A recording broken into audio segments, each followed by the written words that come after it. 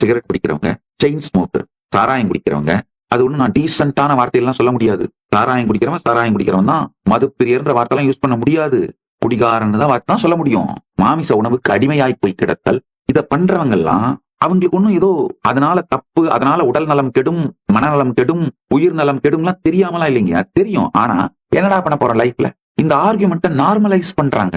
Tea டோட்டலரா வாழ்ந்து என்னடா பண்ண போறோம் அப்படிங்கிற ஆர்குமெண்ட்டை நார்மலைஸ் பண்றோம். Especially Gen Z. நல்லா புரிஞ்சுக்கோங்க. டீ டோட்டலர் லைஃப் ஸ்டைல் என்ன பிளசண்டான இருப்பே பிளஷரா இருக்குங்கயா. Celebrate being a human. ஏய் ஜென்சி, முதல்ல இத புரிஞ்சுக்கோங்கப்பா. ஃபர்ஸ்ட் ஸ்டெப்புங்க லைஃப்ல.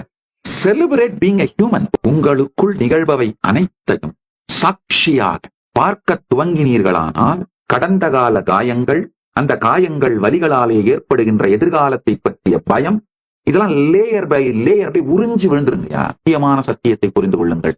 உங்கள் கடந்த காலம் மாறும். இங்கதான் நான் நுழைகிறேன்.